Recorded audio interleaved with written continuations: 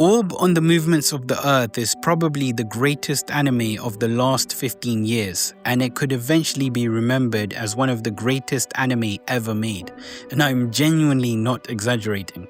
The writing, the character development, the philosophical depth, and the ridiculous amount of care placed into every episode is insane. This is the kind of series that reminds you why you started watching anime in the first place. Every once in a while, you discover a show that completely resets your standards. You begin watching it casually, expecting something decent. Then a few episodes later, you realize that you're experiencing something very rare. Your attention changes, you stop checking your phone, you start thinking about individual lines long after the episode ends. When the credits appear, you just sit there for a moment because if you move, it just feels wrong. That was my experience with Orb. I went into the series knowing almost nothing. I understood that it involves astronomy and religious authority and people risking their lives because of the movement of Earth or something. On paper, that sounds like a history lecture. I didn't expect it to be one of the most gripping anime I've ever seen. There are no enormous armies running towards you, there's no complicated power systems to remember, there's no villains waiting for you to upgrade before you try to challenge them to a fight. Yet, when you're looking at someone doing calculations on a piece of paper, it could feel as intense as standing in a battle scene. A quiet conversation can carry the weight of an execution. A character choosing to ask the right or wrong question can feel like an act of war. That is the power of Orb. It understands that an idea can be more dangerous than a weapon when the world around it has been built to prevent that idea from existing. The story takes place in a fictional version of 15th century Europe. The accepted belief is that the Earth remains motionless at the center of the universe. The stars, planets, sun, and moon are believed to revolve around it. This model has become deeply connected to religious authority, social order, and the way people understand humanity's position within creation. Questioning that model carries serious consequences. The series begins with Raphael, a gifted child whose intelligence has already placed them on a promising path. He believes that life should be guided by logic, emotions are unreliable, danger should be avoided, and the smartest decision is usually the one that provides security. He appears to have his entire future organized. Then he encounters forbidden research suggesting the Earth moves. At first, he kind of pushes back on the idea. Accepting it would threaten his education, his safety, his reputation, and even his life. Rejecting it would allow him to continue living comfortably. But there's a problem. The evidence begins to make sense to him. Once Raphael sees the possibility of a different universe, he can't force himself to forget it. That thought keeps following him, and he starts to even challenge his own confidence in his own ideas. This is where the series reveals its real subject. Orb uses astronomy as the stage for a much larger examination of human curiosity. It asks what happens when the truth becomes personally inconvenient. It explores the distance between believing something privately and defending it publicly. It studies the moment when survival and conviction become pulling a person in opposite directions. How much would you sacrifice to pursue an answer? Would you abandon your future? Would you destroy your reputation? Would you risk your family? Would you continue searching if the result could never benefit you personally? These questions give the series its tension. Most stories create suspense by placing characters in physical danger. Orb creates suspense through knowledge. The characters know that certain thoughts can ruin them. They understand that a notebook, a diagram, or a conversation could become evidence against them. Every discovery brings excitement, but it also increases the possibility of exposure. Knowledge becomes liberation and liability. But explaining why a series like Orb deserves more attention requires me talking about what usually attracts enormous audiences to anime in the first place. If you look at something like Attack on Titan, there are many reasons for its worldwide popularity.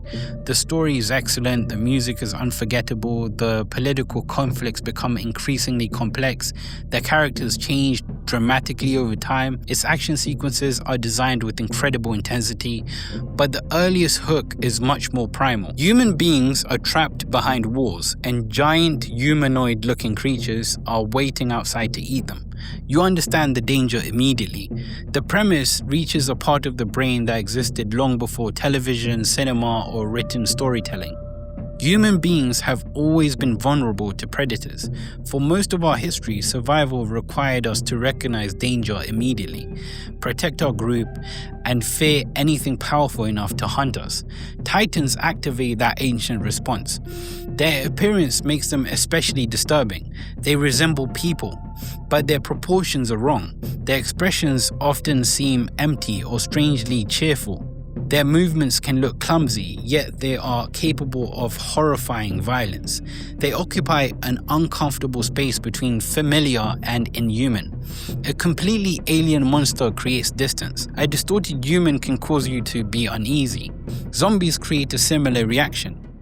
What is like a concept or a theme that has been around in humanity for like ever?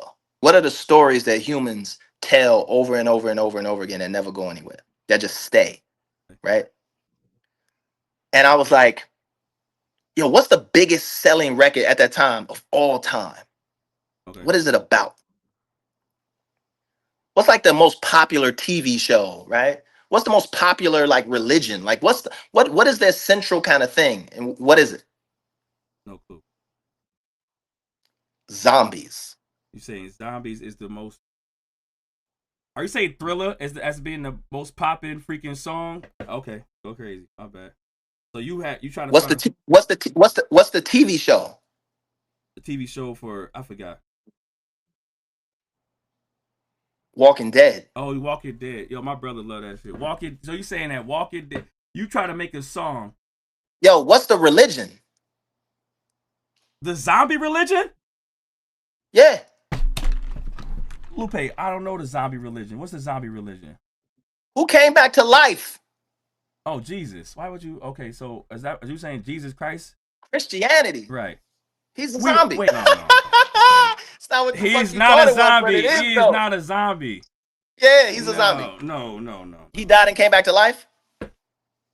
A zombie was once a person. It may still have the face of someone you knew.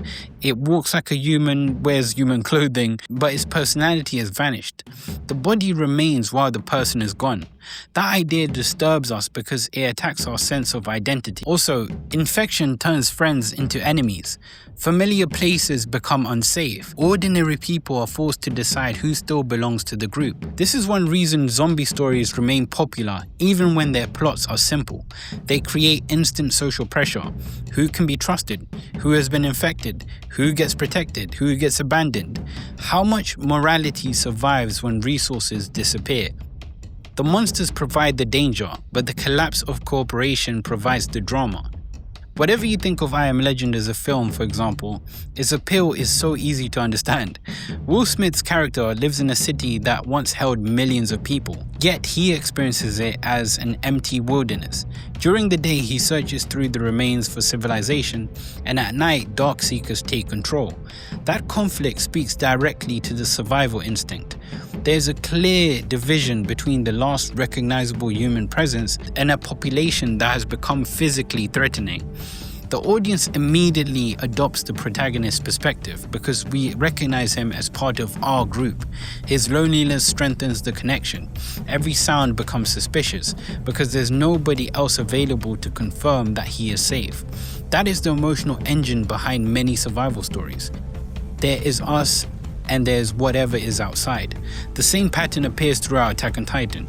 The walls create a physical boundary between the known community and the terrifying unknown. Everyone inside the walls shares a common threat. Political disagreements, class divisions, and personal grudges still exist, but the Titans give humanity an enemy large enough to temporarily unite them. Shock value strengthens the effect. Attack on Titan establishes very early that people can die brutally and without warning.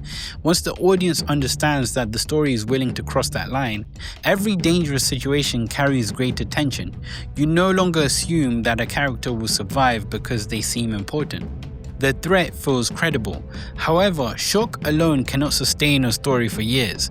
Audiences may arrive because of the Titans, but they remain because the series gradually changes the meaning of those Titans. Orb approaches fear from a completely different direction. Its characters are rarely being chased by gigantic monsters, but they live under a system capable of turning curiosity into a death sentence. The danger is human. it's organized and supported by institutions. This creates a colder form of terror. A structure made to make you afraid can ruin your mind. This distinction matters. In Orb, people monitor their language because a careless sentence can expose them. They hide manuscripts because written knowledge can outlive its author.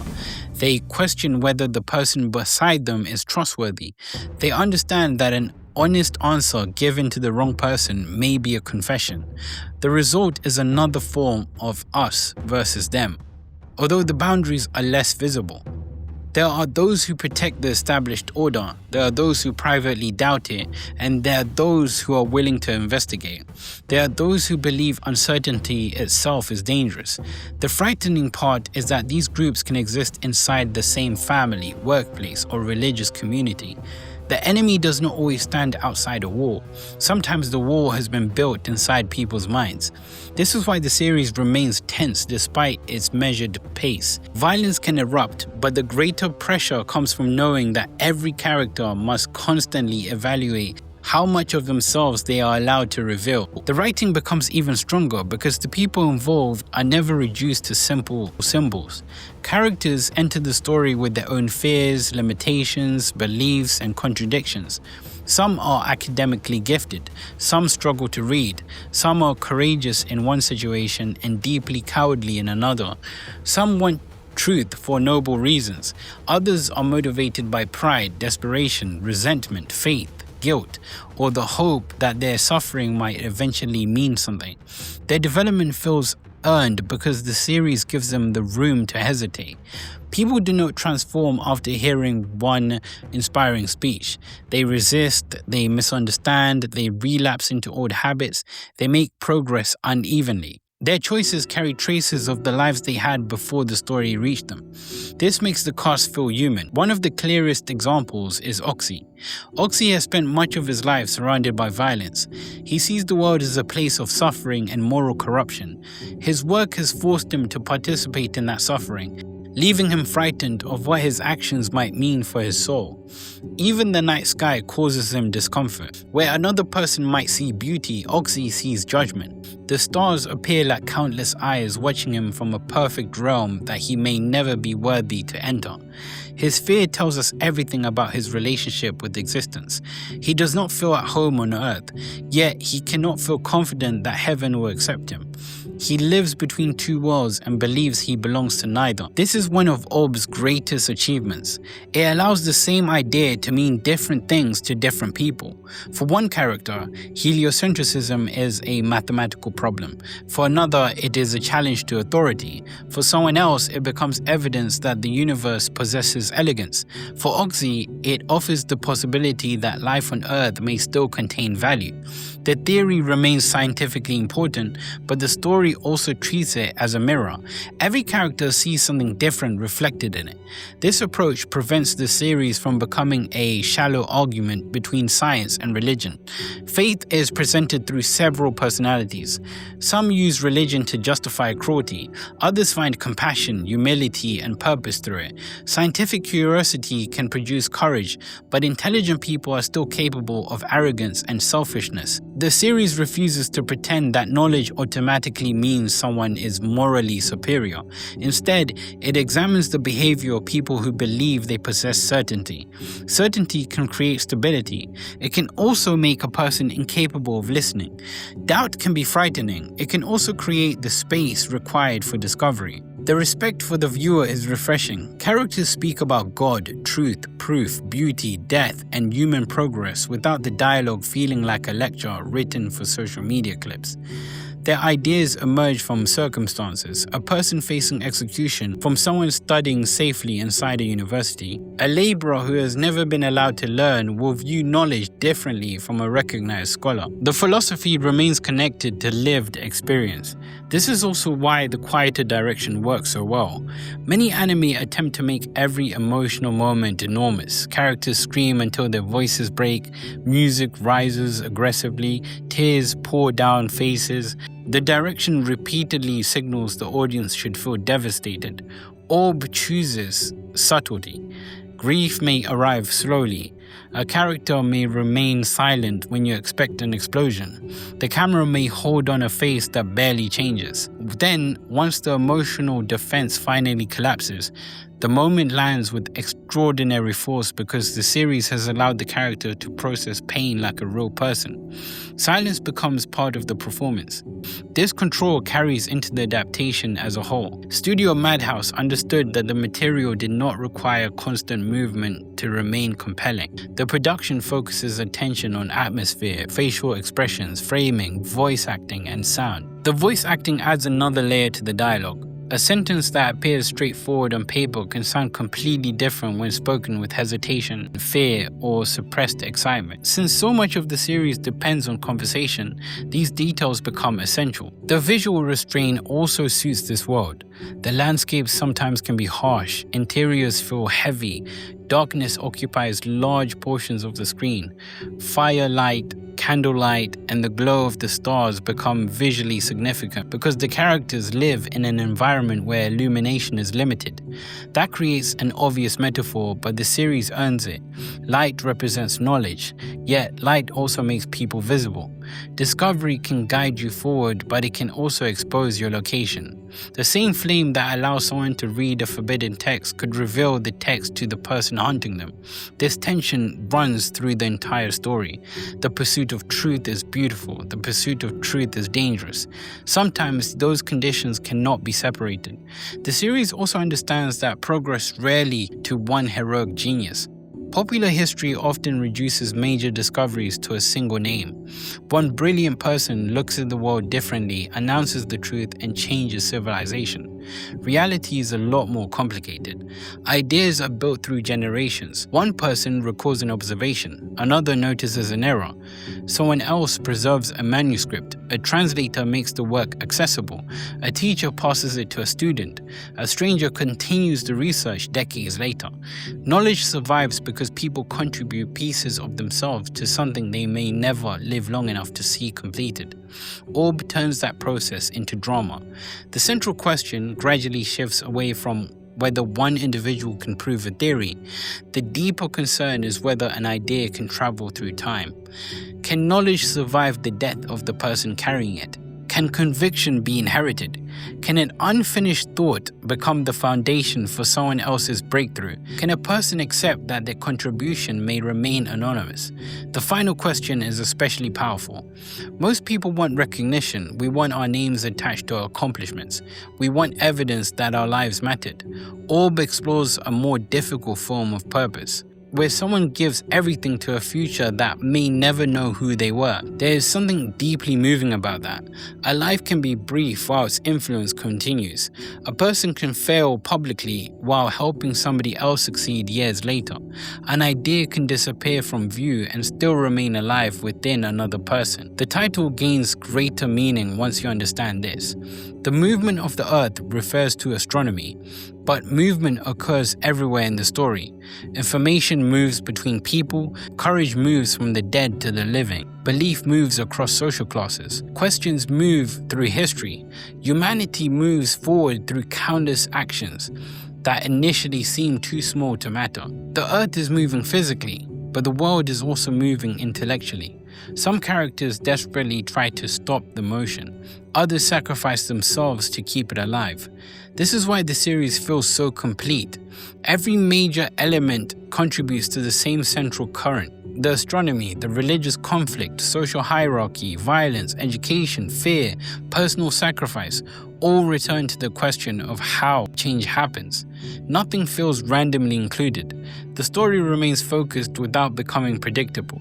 It continually expands its ideas while maintaining a clear emotional direction. I hope you guys enjoyed this video. If you did, please leave a like, comment what you thought about Orb. I tried to make this a spoiler-free-ish review, but I might do a deeper dive, so comment if you want me to do a deeper dive on the actual story and stuff that happens, because that's going to be a much longer video. Also, let me know any anime or manga I should be checking out or reviewing next. I'll see you in the next video.